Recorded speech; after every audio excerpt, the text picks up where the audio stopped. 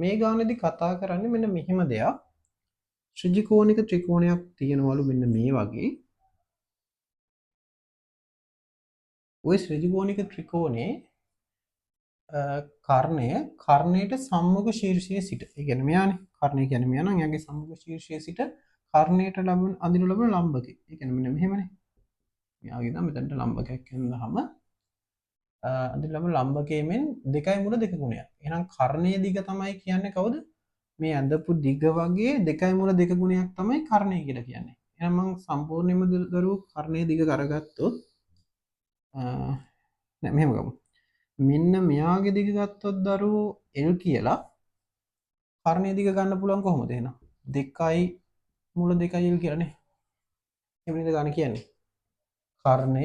කර්ණයට සම්මුඛ ශීර්ෂයේ සිට කර්ණයට අඳිනු ලබන කර්ණයට සම්මුඛ ශීර්ෂය කියන්නේ මෙයානේ. එතන ඉඳන් ඇඳපු දිග වගේ 2 මුල 2 ගුණයක් තමයි මෙයා කියන්නේ.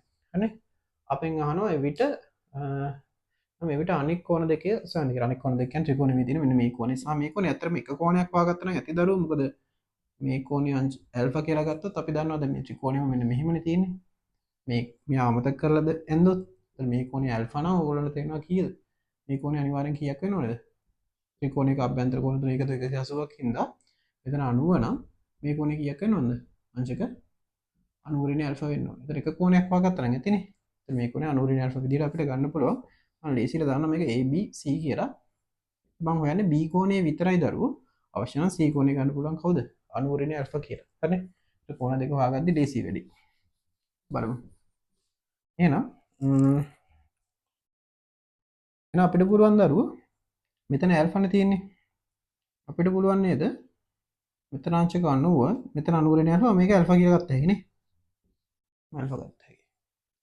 ඊළඟට කොහොමද පුළුවන් මේ දිගවල ලියන්න? මෙන්න මෙතන බලන්න දරුවෝ මම මේක D කියලා දාන්නම් ලේසියට. ABD ත්‍රිකෝණය පාවිච්චි කරලා මේ දිග දන්න නිසා මේ දිග ලියා ගන්න පුළුවන් නේද? tan alpha පාවිච්චි කරලා මේ අපිට මෙයාට සමාන කරලා. දැන් මෙතන alpha කෝණය දන්නවනේ මේ ත්‍රිකෝණය.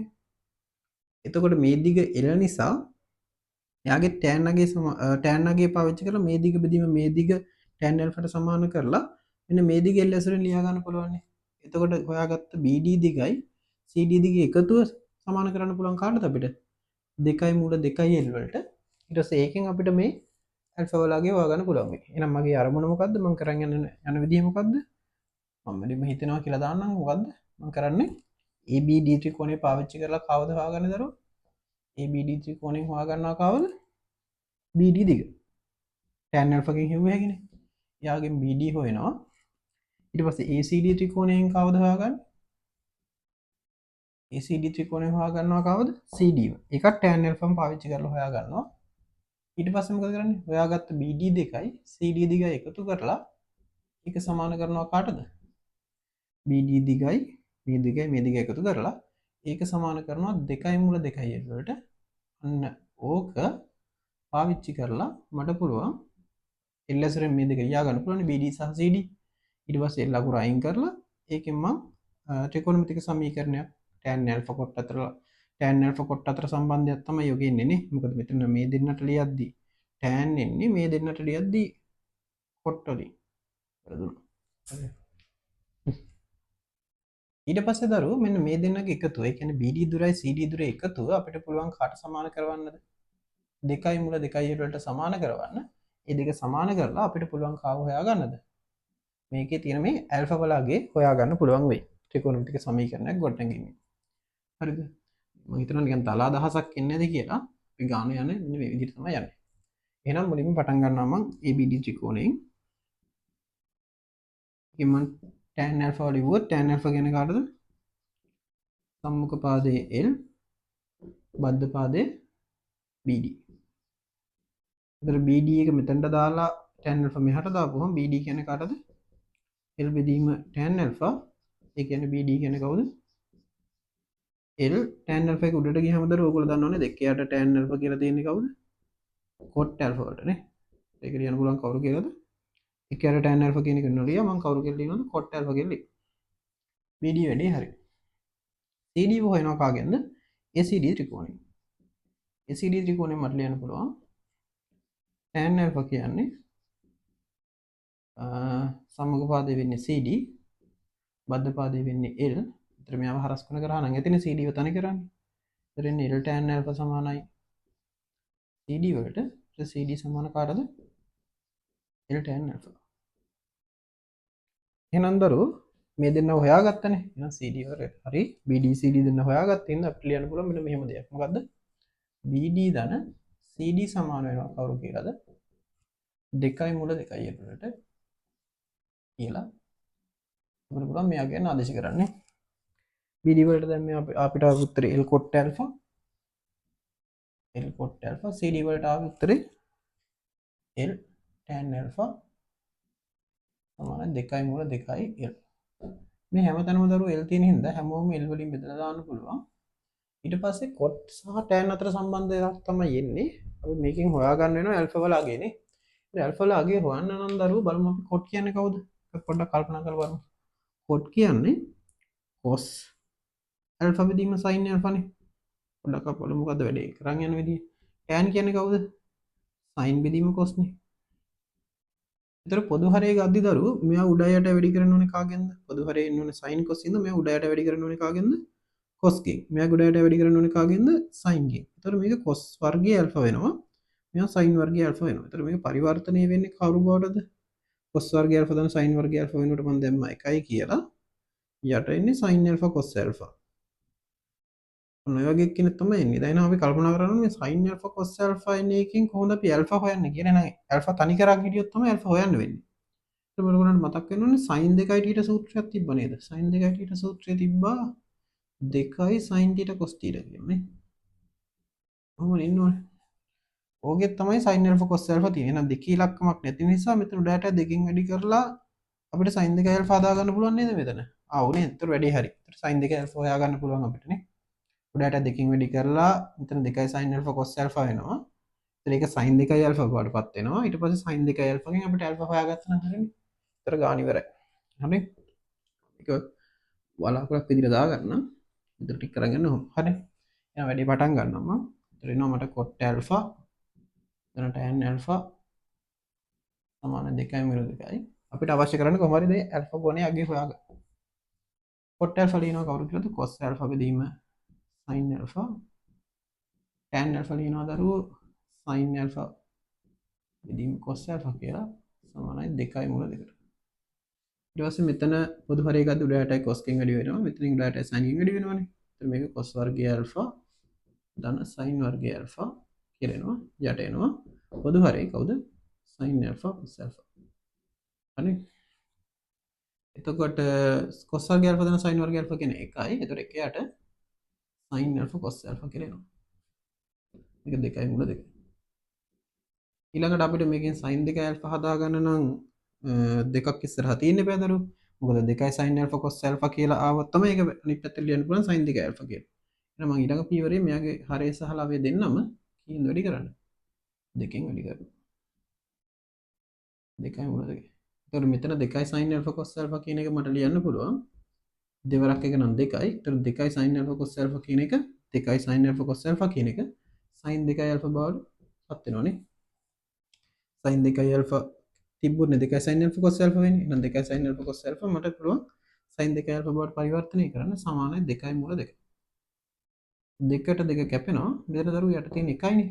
අපි මේ පැත්තේ පරස්පරය ගත්තාම sin 2යි alpha බෙදීම 1 ඔහොම යටට දාන්න පුළුවන්. මෙයාගේ පරස්පරය ගත්තාම 1 උඩට යනවා මුල 2 යට යනවා. ඔන්න ඔහොම ඉන්නේ. ඊට පස්සේ sin 2 alpha ට එන උත්තරයක් කීයද? sin 2 alpha සමානයි 1 බෙදීම මුල 2යි කියලා. 1 බෙදීම මුල 2 වෙන්න පුළුවන් උත්තර මොනවද දරුවෝ? ප්‍රධාන වශයෙන් පේන්නේ 1 බෙදීම මුල 2ක් වෙන්න පුළුවන් කීයද? sin කීයද? ඔයගොල්ලෝ දන්නවා sin අංශක 45 කීයද? sin 45 කියන්නේ 1 බෙදීම මුල 2යි නේ. හරි. එතකොට sin 2i alpha නම් එතකොට මෙතන දාන්න පුළුවන් මොකද්ද? sin අංශක වලින් දැම්මත් අවුලක් නැහැ. කවන්න රෙඩින් දාමු 5 බෙදීම 4. හරි. එතකොට කැට මොනද කියන්නේ? එහෙනම් ප්‍රධාන වශයෙන් දරු ප්‍රථම විසඳුම විදිහට පේනවා 2i alpha සමානයි 5 බෙදීම 4යි කියලා. ඊට අමතරව තව උත්තර තියෙන පුළුවන්ද දන්නේ නැහැ නේ. පොඩ්ඩක් ඒක චෙක් කරන්න වෙනවා. කවන්න අපි සාධාරණ විසඳුම ලියමුකෝ. මෙයාගේ සාධාරණ විසඳුම මොකක්ද දෙන්නේ? sin වල සාධාරණ විසඳුම ලියන්න වෙනවා. කොහොමද ඉන්නේ? සාධාරණ විස්තර පොඩ්ඩක් මතක් කරගමු. කොහොමද ඉන්නේ? ගත්තොත් sin θ සමානයි sin alpha. මේ alpha කියන්නේ ඍණ 90 සහ ධන 90 අතර අගයක් වෙන්න ඕනේ නේ. එතකොට අපි සාධාරණ විස්තර ලිව්වේ කොහොමද? θ සමානයි n pi ධන ඍණ 1 n වතාවක් alpha. n කියන්නේ නිකිලය. කොහොමද ලිව්වේනේ? එහෙනම් මේකේ හැටියට ලිව්වොත් එහෙම වෙන්න ඕනේ කොහොමද දරුවෝ? θ කියන්නේ 2 alpha නේ. ඔන්න 2 alpha. n pi එක එහෙම දාමු. ධන ඍණ 1 n වතාවක් alpha වෙනුවට එන්න ඕනේ කීයද? 5 බෙදීම 4. ඊට පස්සේ මම alpha තනි කරන්න දරුවෝ ඔක්කොම දෙකෙන් බෙදා ගන්න. ඒතර කවුද එන්නේ? alpha මේ කියනවා n5 බෙදීම 2 ධන ඍණ 1 n 5 බෙදීම 8යි කියලා එනවා. මෙයා දෙකෙන් බෙදුවම 2යි මේ 2 alpha දෙකට බෙදුවම alpha වෙනවා. n5 දෙකට බෙදුවම n5 බෙදීම 2ක් වෙනවා. මෙයා දෙකට බෙදුවම 5 බෙදීම 8ක් වෙනවා. ඒතර මේකේ alpha සඳහා දරුවෝ වෙන්න පුළුවන් සුළු කෝණයක් නේද වෙන්න පුළුවන්. මොකද අපි දන්නවා දැනටමත් මේ ත්‍රිකෝණික ත්‍රිකෝණේ මෙහෙමනේ තියෙන්නේ. අපි ගත්තොත් මෙතන කෝණේ අංශක 90යි. මේ කෝණේ 90යි. මේකෙන් අපි alpha ගත්තේ b. මේක නම් ඔන්න 90 alpha. ඒතර මෙතන සුළු කෝණයක් තමයි උත්තරේට එන්න පුළුවන්. එහෙනම් alpha වලට ගන්න පුළුවන් අගයන් මොනවද කියලා බැලුවොත් අපි n වලට මුලින්ම බිඳුව දැම්මොත් කීයද එන්නේ? n වලට බිඳුව දැම්මොත් මෙයා බිඳුවයි. ඒතර alpha කීයද එන්නේ? ඍණ 1 බිඳුව බලය. ඍණ 1 බිඳුව බලය කියන්නේ කීයද දරුවෝ? ඍණ 1 බිඳුව බලය කියන්නේ 1යි. එහෙනම් ඍණ 1 බිඳුව බලය 1 නිසා n වලට 1 බිඳුව දැම්මොත් මෙයා නැතුව යනවා. ඍණ 1 බිඳුව බලය කියන්නේ 1 නිසා මෙයාගේ උත්තරේ 5 බෙදීම 8යි. 5 බෙදීම 8 කියන්නේ සුළු කෝණයක් නේ. 45යි මේ 5 බෙදීම 4 නම් 5 බෙදීම 8 කියන්නේ 45 දෙකට බෙදුවම. ඒතකොට ඒක උත්තරයක් විදිහට පිළිගන්න පුළුවන්. ඒ වගේම n වලට 1 දාලා බලමු ටිකක් චෙක් කරලා. n වලට 1 දැම්මොත් කීයද එන්නේ දරුවෝ?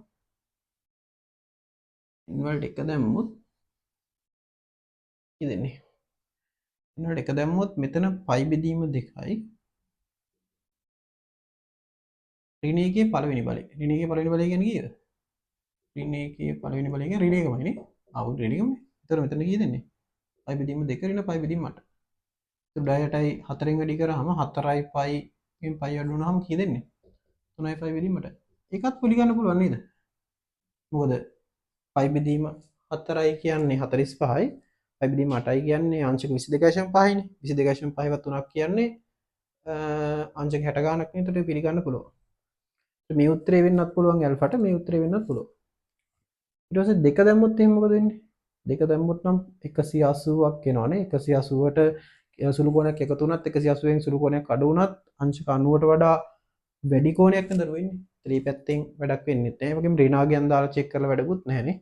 ඍණ දැම්මොත් ඍණ 90ක් වෙනවනේ.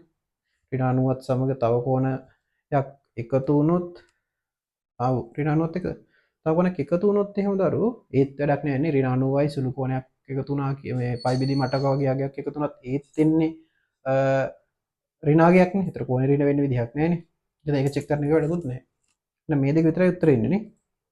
නේ අපි එහෙනම් පොඩ්ඩක් චෙක් කරලා බලමු මේ පයි බෙදීම 8 කියන සීන් එක මොකද්ද වෙන්නේ කියලා. මෙයා පයි බෙදීම 8 ආවොත් 1 ඇල්ෆා වලට පයි බෙදීම 8 ආවොත් මේ කෝණේ කීයද එන්නේ? ඒ කෝණේ 90 ඍණ ඇල්ෆා නේ. එතකොට ඒ කියන්නේ 90 ඍණ ඇල්ෆා කියන්නේ පයි බෙදීම 2 ඍණ ඇල්ෆා කියලා ලිව්වොත් එතකොට මෙයා ඇල්ෆා පයි බෙදීම 8යි නම් මෙයා කවුද එන්නේ? 90 ඍණ පයි බෙදීම 8.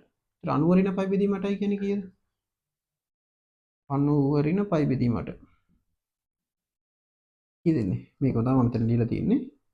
ඒතර මෙයා වැඩි කරාම මේක 3යි පයි බෙදීම 8යි. එහෙනම් මෙන්න මෙහෙම ඇදලා මේ උත්තර දෙක ඇවිල්ලා තියෙන්නේ.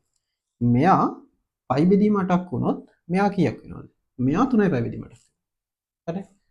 ඇල්ෆා 3යි පයි බෙදීම 8ක් වුණොත් මෙයා 3යි පයි බෙදීම 8ක් වුණොත් මෙයාට කීයද එන්නේ?